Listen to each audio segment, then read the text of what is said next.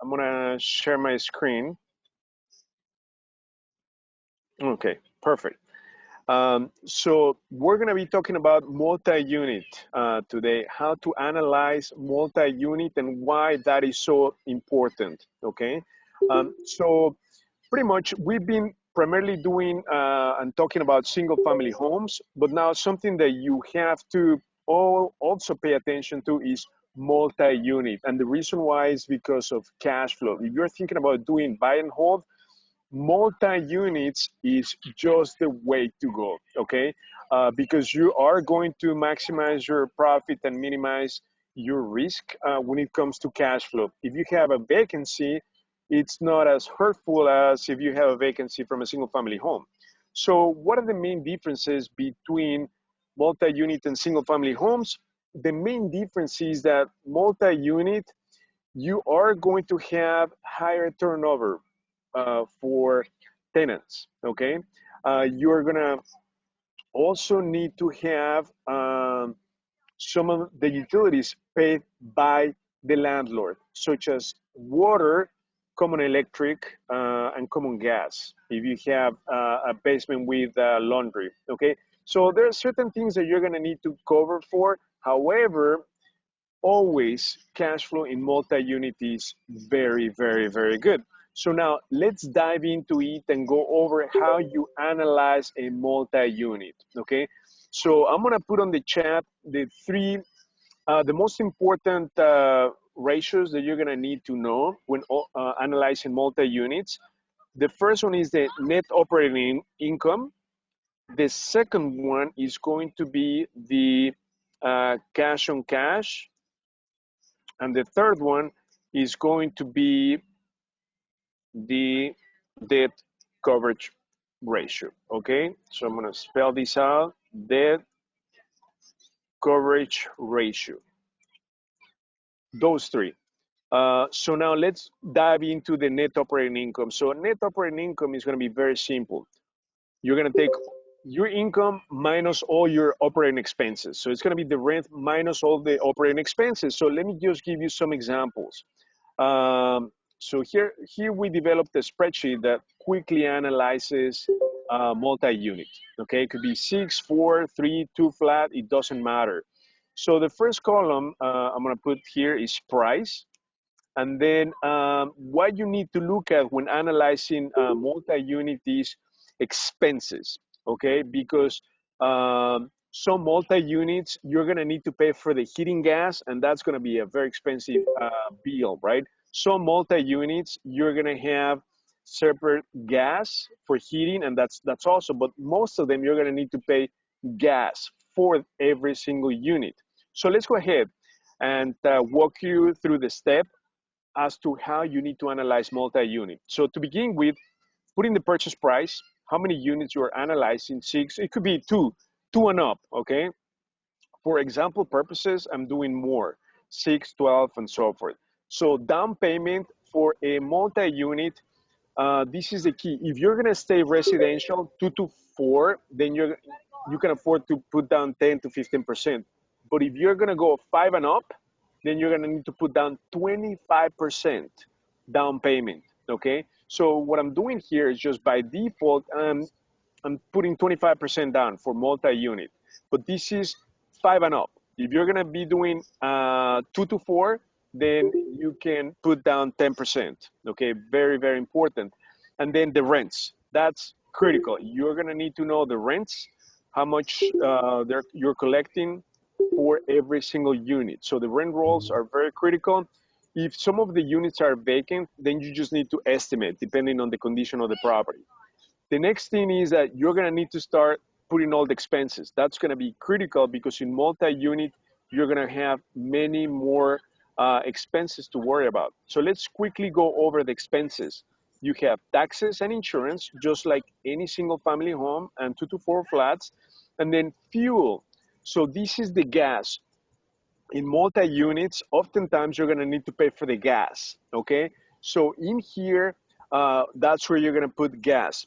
Very, very few multi-unit properties, you have separate utilities for each unit, where they have the furnace and the water heater. in each unit. So that's not very common. Okay, so oftentimes over 90% of the times you're going to need to pay for the gas or fuel. Then trash.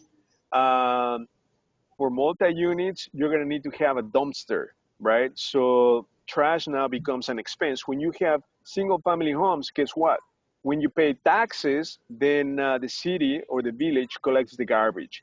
Well, not in multi-unit. In multi-unit, you're going to need to have a private company pick up the trash. So now let's scroll over to the right. Then water. Water is going to be an expensive bill. And guess what? This is something that you cannot pass on to the tenants. Okay, why? Because there's no way for you to split it unless you had separate water meters for every unit, which is not the case in multi-unit. So you're going to be stuck with the water bill, and water, as you can see, could be very, very expensive.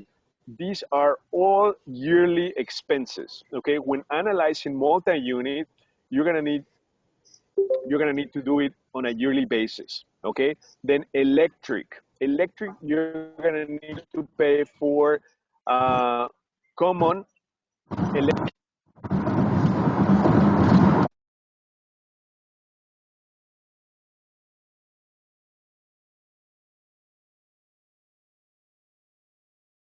Lost your audio. Okay, can you hear me now? Is the audio good? Yep, Perfect. back. Thank you, Rudy. Thank you. So now electric, I was saying, for the common areas, front and back, staircases, janitor, that means cleaning, right? Front and back. So these are so many expenses that I'm bringing up that you never incur when you have a single family home. You don't have a cleaning, you don't pay for electric, you don't pay for water, you don't pay for trash, you don't pay for gas right off the bat. I mentioned 5 expenses that you do need to work when looking into multi-unit. So I just want to make sure that you are aware of these extra expenses. Therefore, it's super critical when running the numbers for multi-unit that you take all of these into account. Okay, and guess what?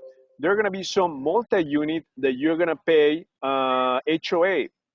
Okay, so even though it's a building, the building might be in an association where they take care of the snow removal.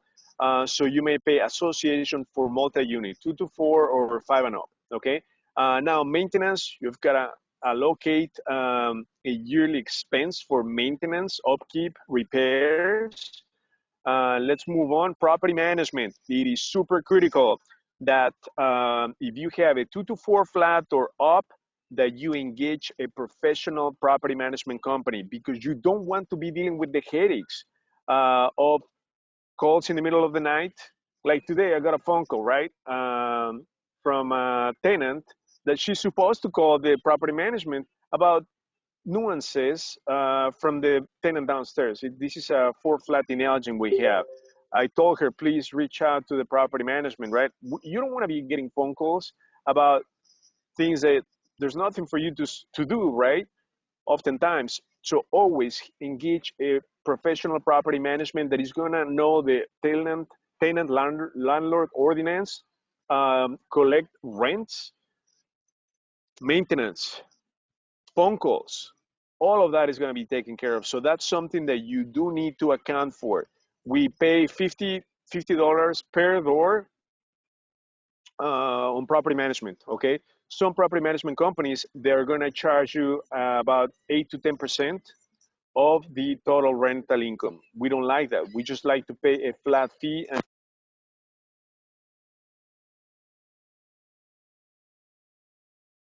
Lost audio again. thank you. You're So back. I'm bringing up, thank you. I'm bringing up so many expenses, right? That when you have a single family home, I mean, we've been focusing on single family homes. We don't have to worry about these. We have some single family homes that we rehab pretty much everything, right? So we have a great tenant. We don't have to have a property management company, but when it comes to multi-units, you've got to have a property management company, okay? Because the quality of the tenants is not going to be as good as for single family home. There's not that sense of ownership anymore when you go into multi-unit, okay? So super, super critical. So now check this out. Now we have the total operating expenses, okay? So what I'm adding is taxes, insurance, and then that's all for typical single family home. But now, since we're talking multi-unit, you need to add gas, for heating gas, trash, water, electric, cleaning, potential HOA, maintenance, property management. I just added 10 new expense categories when you're analyzing multi-unit. So oftentimes, this is number one mistake from investors, that they forget to include all the expenses that you're going to incur with multi-unit. It's a total different ballgame from single family homes.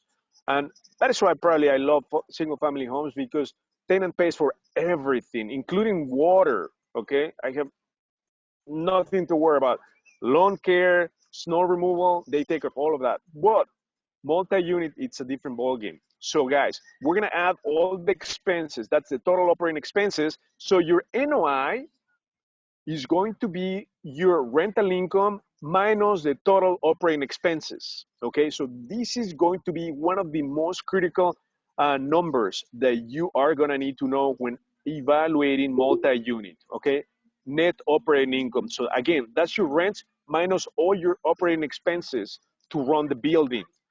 Okay, so now why is this so critical? Because some buildings have really high rents, but guess what? It doesn't matter, because the expenses are way too high, especially for older buildings where the landlord pays for the gas, okay, and electric as well. So just be cautious about that.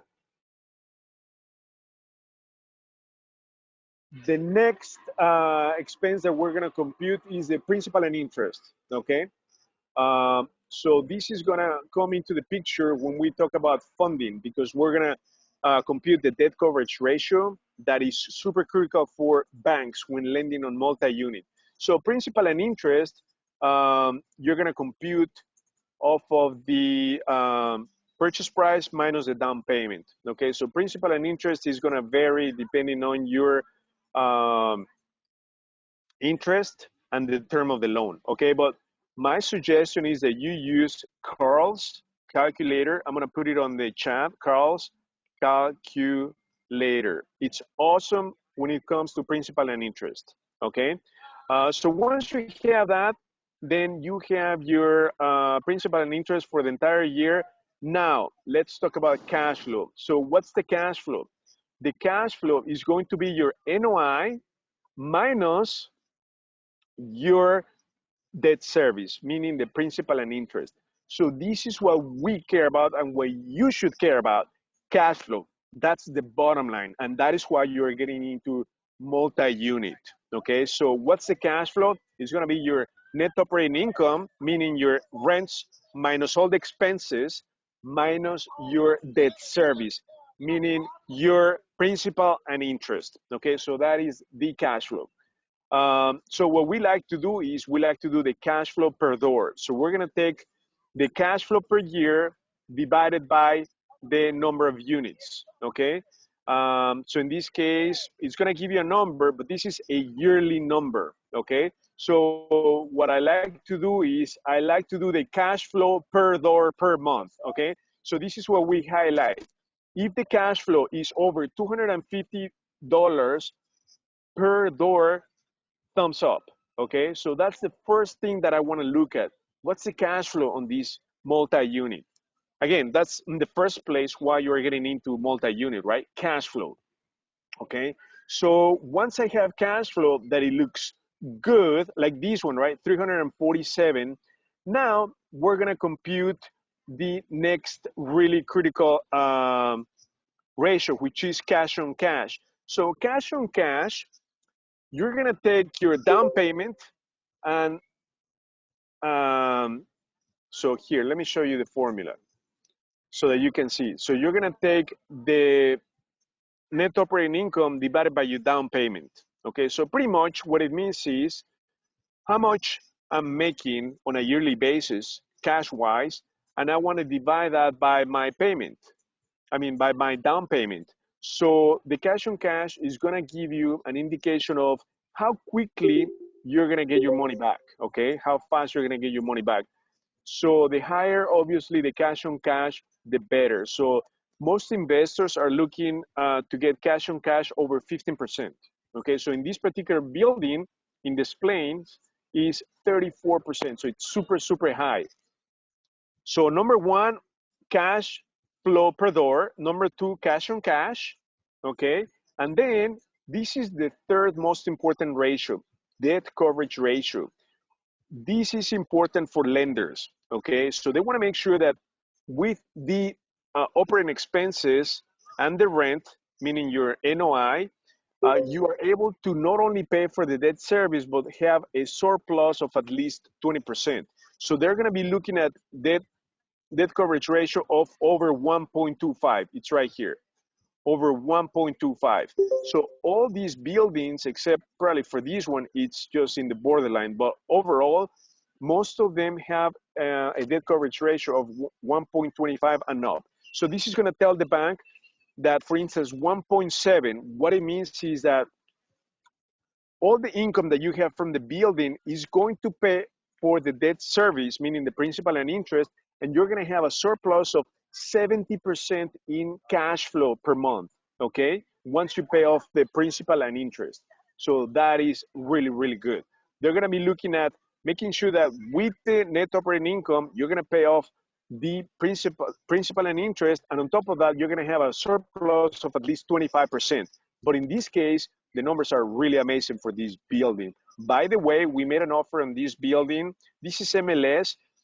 Uh, they had over 10 offers on this building. We offered 10,000 above asking price because the numbers worked. We didn't even come close. So this building is on the contract right now, and it's obviously gonna sell for way more than asking price, like at least 5% over asking price. But friends, I wanna go back and show you what you truly need to pay attention to. Expenses. When analyzing multi-unit, uh, let me show you. Let me quickly review what I just gave you. So you're gonna have tax and insurance. That's a given, right? For multi-unit and for single-family home. However, for multi-unit, you're gonna need to worry about gas, heating gas, trash, water, electric, cleaning, HOA, maintenance, and property management. I mean, 10 categories. Okay, so that is why the net operating income is so critical. Okay, so you're gonna take the income minus all the expenses, that's your NOI, and obviously you're gonna need to know your debt service, the principal and interest, and based on that, we're gonna compute the cash flow. So cash flow is going to be, let me highlight this, is going to be your net operating income minus your debt service, meaning your mortgage payment. That's going to be your bottom line cash flow. That's one number that we do pay attention to, and we like to split it by the number of units. So I want to know the cash flow per door per month. So we're going to take that cash flow divided by 12 and divided by the number of units. So I want to know that the cash flow should be greater than 250 per door. If it doesn't meet that criteria, we ditch it. Like this one, 156, forget it. 158, forget it. 200, no. 200, no. We want to see over 200, like 250 at least. Okay, so that means that these buildings have very high expenses. So the cost to run these buildings is way too high, which is pushing down on your cash flow. So you really need to pay attention to where the money is going out, okay? Because keep in mind, you might have high rents, but your expenses might be through the roof, and the numbers are not gonna make sense. So we're gonna be looking at like this one, 275 per door, thumbs up. But let's go over to the next ratio, which is the debt coverage ratio, 1.65, thumbs up. Cash on cash, 32, this is an awesome deal, okay? Now, the cap rate, don't get hung up on the cap rate. Let me tell you what the cap rate is all about. So when you invest in multi-unit, this is driven by the neighborhood. So if you are in a great neighborhood, your cap rate is going to be really low, meaning that your return on investment is going to be low. But if you're in a very challenging neighborhood, let's say like a D neighborhood, your cap rate should be over 10%, meaning that you need to be compensated for the risk you're taking on a not so great neighborhood. Okay. But again, I'm not so thrilled about the cap rate, to tell you the truth, because the point of going into multi-unit is cash flow, right? So number one thing is cash flow. So let me give you an example. The cap rate on this property is only 869, okay, 8.69%. But look at the cash flow, 347. Now, let me give you a another cap rate like this one. It's 635, right? So you might think, well, my cap rate is 635. There's not much difference between 635 to 8%, like two points, right? Not much difference. But when it comes to cash flow, there's a huge difference. You see what I mean? So don't get hung up on the cap rate.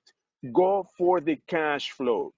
How much cash flow are you going to be making per month per door? And then look at the debt coverage ratio, because that's going to drive your funding. If you don't have a high debt coverage ratio of over 125, you're not going to get funded for it. So right here, I put debt coverage ratio should be, I'm going to make it in red, okay?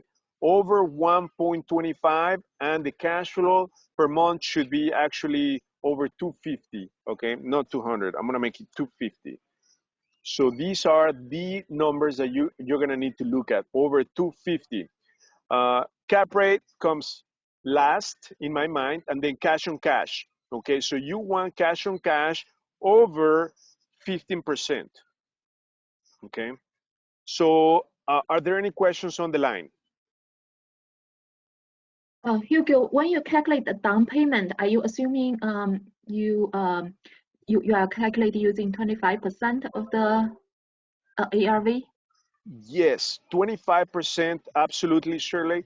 But this is because for example purposes, I'm giving you 6 units and up. So anytime that you go 5 and up, it's commercial. So down payment has to be 25%. That's it. That's simple, 25%. But if it's 2 to 4, you can get away with 10%. You may even do an FHA on a 2 to 4 flat. You're putting down 3.5%. But let's just be real, multi-unit, you're gonna need to put down 10 to 15%. But if it's 5 and up, then you're gonna need to put 25%. So if you look at my formula, Shirley, right here, it's 25% of the purchase price. All right, thank you. Great question, Shirley. So are there any other questions on the line? So Hugo, this is George. With this particular example, or with any of the multi-unit, so if you put your 25% down, are you looking to refinance the property within 6 months to pull your down payment down and just let it cash flow? Absolutely, absolutely, George. That's the whole point. And you know, the building I think you sent me the other day, that was my concern, that there was very little back-end equity to do a refinance, a cash out refinance. Does that make sense? I think you were going to put about 100,000 in rehab, and then on equity wise was less than 200,000 or 150, if I'm not Correct. mistaken. That's correct. And what I was actually looking at is, so I know that they are going to use the new rents. Let's say after you do the rehab, you re-rent out some of the units for the higher rents. They're going to use that. But let's say with the comparables, what's the best way to get comparables for those bigger buildings? Because we don't really have access to the MLS. I was just trying to assume, just based off of what I didn't really have good comparables on that building. I was trying to do a very conservative number based off of what I think the rents should be from what I gave you out of the calculations that I provided to you. Right, exactly. So that's a great point that George brought up. Finding comps for multi-unit could be a challenge. I mean, for these buildings that I'm doing, like 6 to 12 units is going to be very easy to find comps because there's too many of them. Even 2 to 4, it's very easy to find comps. But the minute you start getting into commercial or mixed use, it's a little bit more complicated to find comparables, okay? And depending where you are, like in the suburbs. But again, most appraisers are going to be using the rent approach, okay? So they're going to be focusing on the net operating income and the purchase price, which are the two components to compute the cap rate, okay? So the cap rate is going to equal the net operating income divided by the purchase price. So they're gonna be looking at the income and the purchase price to evaluate the building. So when you don't find comps in the MLS, then they're gonna go and look at two numbers, the net operating income and the purchase price of similar buildings around the neighborhood. Okay, so Vishal, paying 5% more than asking price, how lenders will justify it assessment-wise? So Vishal, great question. It all comes down, when it comes to funding, lenders are going to be looking at the debt coverage ratio, okay? So you do need to have 1.25 and up for funding on multi-unit. So it's very critical. So you can pay more, it's okay. So for instance, I can increase the purchase price on this one, on this building. So from 699, I'm going to make it, for instance, 620, 725, 725, 1, 2, 3. Boom. So I increase my purchase price by 5%. And then my numbers, let's look at the numbers. Okay, so now the debt coverage ratio, I think it went down for sure, but it still is high, 170. And then my cash on cash, the numbers are still high. Is this let me make sure that I put in 725, 625, yeah. So the down payment went up. So the numbers are still making sense, even though you pay a little bit more. But again, because banks are going to be looking at the debt coverage ratio, number one ratio for funding. Number two for you is cash on cash is critical. So the less money you put down to buy the building, obviously the cash on cash is going to be higher. But again, your focus should be on your positive monthly cash flow per door. Are there any other questions on these calculations that we're going over? Hugo, How I had a about, question. yeah, go ahead. So, the Chicago DealVault offer smaller multifamilies between 5 to 12? Because I think I heard you talking about 6 to 12. I think I've seen 2 to 4 units on DealVault. But Correct. have you started the 5 to 12 category? Great question, Shantanu. Not yet. That's something we're currently looking into, doing the 5 and up. Okay, we're looking into that because a lot of people are interested in multi-unit right now. And in fact, I know that you're investing in multi-unit over 5, right? Yeah, and that's why I wanted to add a comment to the question that George asked. I'm actually refining uh, a 6 flat, and they do look at the comps, and they look at basically they look at two things. One is the comparable sales approach, which obviously we have dealt with in single family homes and 2 to 4 units. And then Right. they also look at the income based approach, meaning they Right. look at the NOI and what appraised value you're trying to get instead of the purchase price with the new rent. And then the third approach they look at is how much rent are you getting for each apartment compared to the other similar unit mixes in that suburb slash that zip code. So they look at when it comes to a commercial appraisal, it's not that it's a bit more nuanced, meaning they look at 3-4 different approaches, and then they basically give you an appraised value. So, because when you go 5 units and up, it's a pure business transaction, correct? Like you correctly explained, it's you look at the cash flow, you look at the cash on cash. So they do. I mean, commercial appraisals are harder than residential appraisals, basically. Absolutely. No, thank you, Shantanu, for your input. Absolutely agree with you. Again, the number one approach for appraising is going to be the sales approach, meaning the comps, but sometimes it's very hard. So the second one is going to be the income based. So they're going to be looking at the NOI and the potential ARV or the price. But again, the NOI is going to be the most important metric for appraisers. So that is why that's the mistake number one, right? That investors overlook all the expenses. I mean, I just gave you 10 categories of expenses um, that people may oversee when analyzing these multi-units, and that includes 2 to 4. Okay, you're going to be in charge of paying a lot more expenses. So you want to make sure that after you cover all your expenses, you are still able to not only pay the mortgage, the principal and interest, but cash flow at least 25% and up off of the rental income. Yes, correct. And they look at for let's say your 6 flat has all 2 bedroom apartments, correct? So what is the market rent for a 2 bedroom in that zip code, and how much are you charging for each 2 bedroom apartment? So Right. basically, they are looking at whether your building is performing uh, at par, or it's performing more than the market rent, or it's underperforming, basically. Right. Correct. You know So what, they do, Shantanu? yeah. Yeah, go ahead. Go ahead. Yeah, no.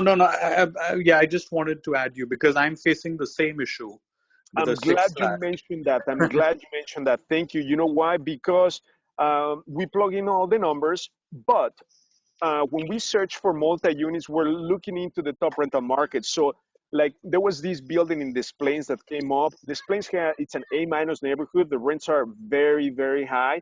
And I saw the rents for a 2 bedroom less than 1,000.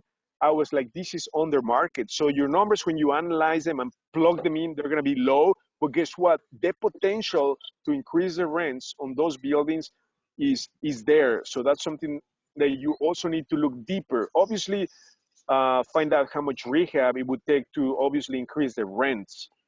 But yeah, thank you for bringing that up, Shantanu, because they do look at the potential rental income on the buildings once you rehab them. So don't be discouraged if the numbers look not so great, but there might be room for you to add value, rehab, and then appraise a lot higher. Anybody else would like to shine in? For those of you who have experience with multi-unit, George, Shantanu, anybody else would like to? Yeah. So, Hugo, one thing you mentioned, which I love about it, it's all about the NOI. What I typically do on my buildings now, like I'm looking to buy a 20 unit building in a B class suburb. Uh, Yes. I would not only bring the rents at par or slightly above the market because the rents have not been increased for the last 20 years, but I would also come up with solutions to decrease the expenses so that my NOI goes up higher than expected, correct? Because NOI is obviously, your gross monthly rent minus Absolutely. all the expenses. I would not only increase the expenses, but I would also cut down on a lot of, I would increase the rents and cut down on expenses to, basically get, appraisals which are even higher than what the comparable comps are sold. Because, yeah, so I would basically bring a lot of management efficiency by, doing Management both. efficiency. Yeah. Okay, that's very good.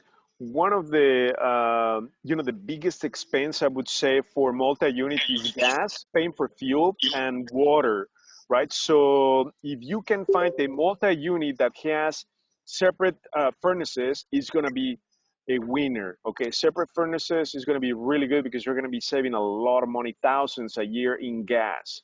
Water, that's something you cannot get away with. Of course, you always need to check on a regular basis that you don't have leaky toilets, right? Or your tenants are not having a swimming pool in the back. They buy these inflatable pools and they fill them up often. So you need to keep an eye on the water bill. okay, for multi-unit.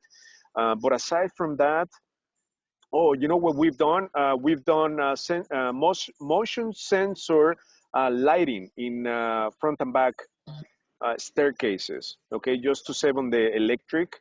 There's not much we can do on the water. Um, and then, yeah, doing separate gas or furnaces, it's just a different ballgame. It'll be quite expensive. But in the long run, if you've been dealing for many years, it's totally worth it. Are there any other questions? Anybody who wants to? One thing that I wanted to just jump in, Hugo, with like you said, the water bill. The water bill is always a big issue. Um, so basically, I always monitor the water meter, meaning that I try to go like either early morning or at times that people maybe wouldn't be using water, and I always watch the meter because if you have a leaky toilet and you're in some of these suburbs that have high rates, you can get really extremely high water bills if you don't monitor it. And I don't have any outdoor spigots for them to fill up swimming pools. I remove them from the building. Anything that they could, potentially leave the water on and just let it run for days. I make sure that I try to alleviate any of those type of situations, so I don't have to pay for water for those, accidents where they leave the water on for days on end. Great point, George. Thank you. And then, especially if you have a bathroom in the basement, just cancel that off because if the basement is just for storage, cancel that off. We happen to have a leaky toilet in a basement that costed us $2,000 in Elgin, and you cannot contest that. I mean, you have to pay that. So thank you, George. By the way, guys, George and I went out for dinner with our family. It was just wonderful. It was had an incredible time, George. Meeting your lovely wife. Hope to do that again. We had a great time. You have a great family, Hugo. Thanks. Thank you, George. Anybody else would like to add more Hey, based on Hugo. your experience? Hey, Hugo. This is Vishal. Actually, my question is, even if we are paying premium price right now, but Yes. what after October, November, or when the real picture will come up? At that time, all the ratios will be not proven, like as per 1.25 or whatever the return on investment is lesser than 15%. Then how to manage that part? So what's the question, Vishal, specifically? How to manage?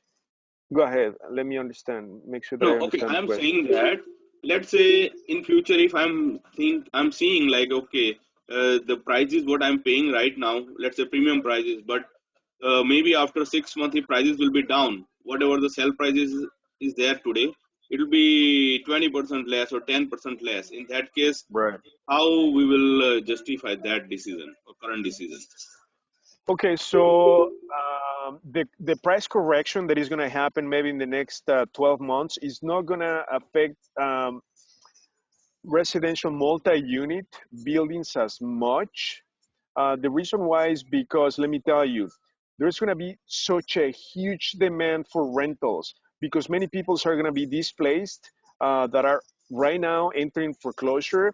Eventually, they're going to need to find a place to live. They cannot afford to buy another home. They're going to go into rentals. So these multi-units are going to continue to remain very stable. The prices are not going to drop tremendously because guess what? Cash flow is going to be there and cash flow is going to increase because rents are increasing as we speak. In fact, some villages are talking about rent control because the demand for housing for rentals is going to increase once this settles with the pandemic, okay? Um, Due to unemployment, I mean, people are losing homes, right? But they still need a place to live, so they're going to go into multi-unit. They cannot afford to rent a single family home. Renting a single family home, it's just too expensive. You're hitting about $2,000 after utilities. So they are going into multi-units. They're going into apartment buildings. Okay, so prices are still going to hold stable for multi-units, even when price correction occurs in 12 months. Thank you, Vishal. Great question. So yeah, multi-units have always been stable. However, appreciation is not as high for multi-unit compared to single family homes, okay? And the reason why is because supply and demand.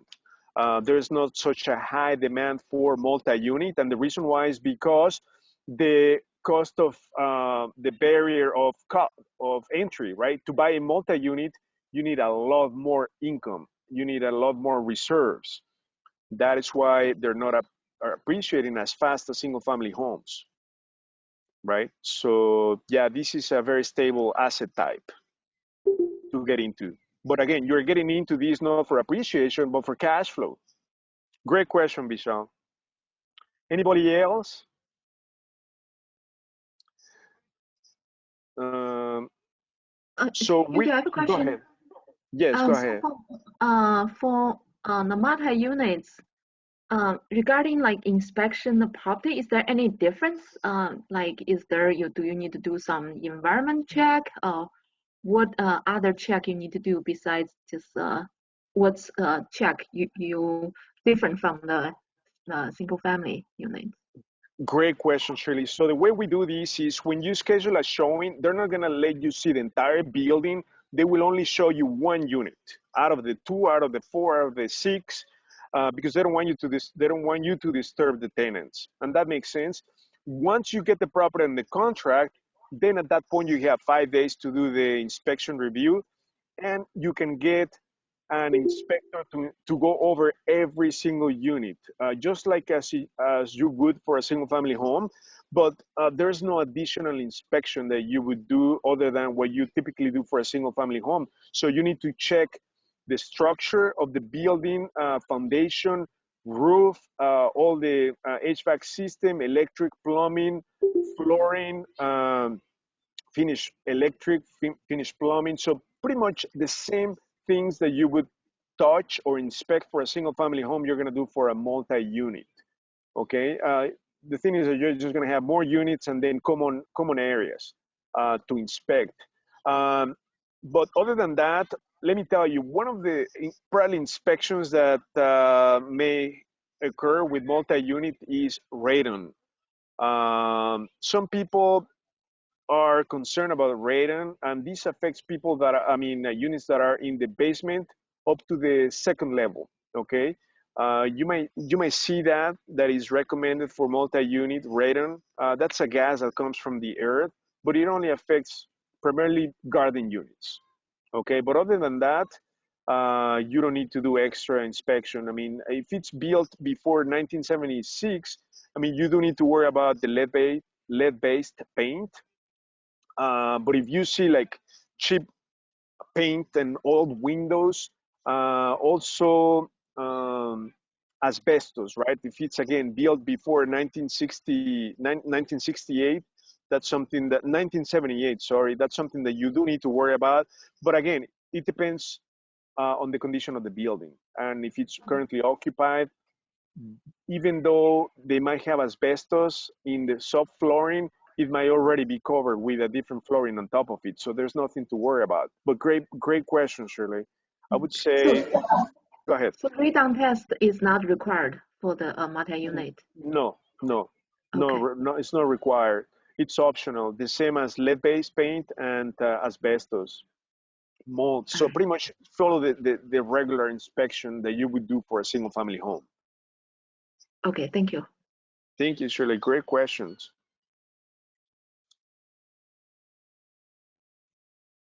Yeah, Rudy, yeah, you need 5% down for 5 and up units. If it's 2 to 4, you need 10 to 15% down. Hugo, I just wanted to mention, this is George again, that depending on the municipality, like for instance, Stone Park, they're trying to bring in a regulation where when you have a larger building, you need to have the apartments, or at least the hallways, monitored for smoke and carbon. So that's another expense. And before you do a purchase, you might want to check with the municipality. But I'll just tell you that that's one of the things that they're making me do right now, retrofit into the building, and it's a life safety type of issue. And I'm not sure if they're going to be spreading this to some of the other surrounding suburbs, but just wanted to put that out there to make people aware of that. Oh, great point. Thank you, George. No, you're absolutely right. They also have you do with, when it comes to the smoke detectors, they have to be interconnected. okay? And some of them require them to be fired. So yeah, they Yes, and you have to pay for the service, a monthly service right. that they have to monitor with the fire department. Right, absolutely. Great point. I totally forgot about the smoke detectors. Yes, we get rehab on a two flat, and they require the smoke detectors to be connected.